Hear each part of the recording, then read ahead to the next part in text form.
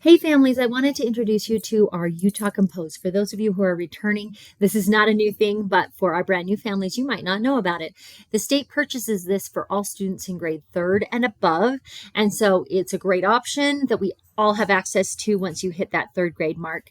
Further, it's something you do want to practice with, especially 5th graders, I'm begging, because at the end of the year on that RISE test, there is a written test for 5th graders, and it is typed. It is not handwritten anymore. So it will be one of those things that computers help to grade and that you will type in. And so doing this helps a lot. So you'll start with your username and password. I will email those to you. The username is based around a student number, and the password is one that I give you, but then you can also change it if you want. But if you do change it, remember that if you forget it, I'll have to look it up for you. So try and remember it if you change it. Okay, I'm going to log in now as a student. I actually wanted to show you, here is going to be your name. I have it blanked out on this student, but you should see your name at the top. If you don't, let me know. It is the legal name, so it may not match the name that you actually use. It is that legal name, and I am unable to change that.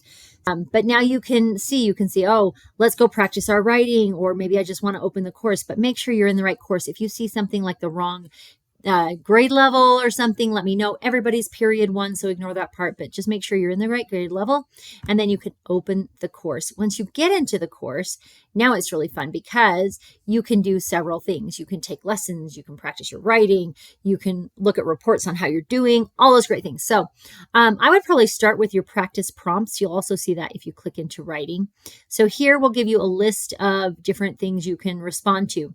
The one that I want you to pay attention to are ones called any essay, because then you can just copy paste the work you've done for your Bright Thinker over here so that it can help you get it perfect before you turn it into me. So it's a great place to work. I'm going to click up on the writing though instead of that link.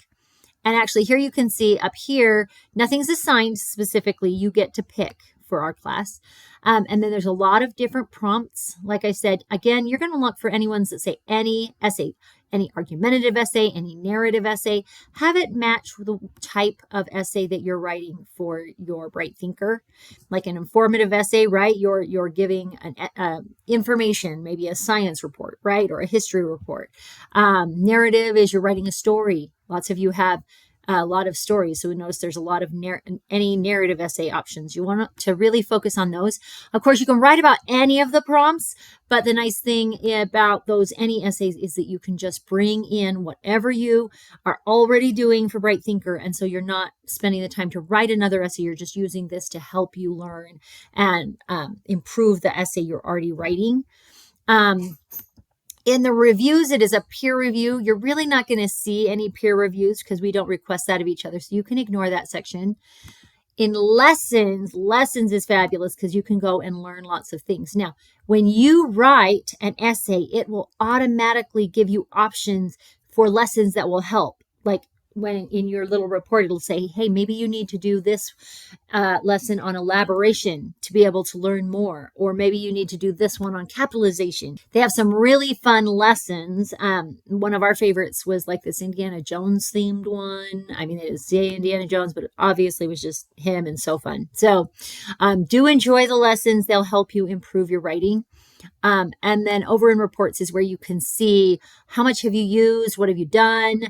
It can look at different things you've done, progress, performance. Anyway, those reports can be really helpful. If you have any questions, let me know, or if you have any trouble logging in. And I hope everyone gets in and really enjoys this wonderful resource.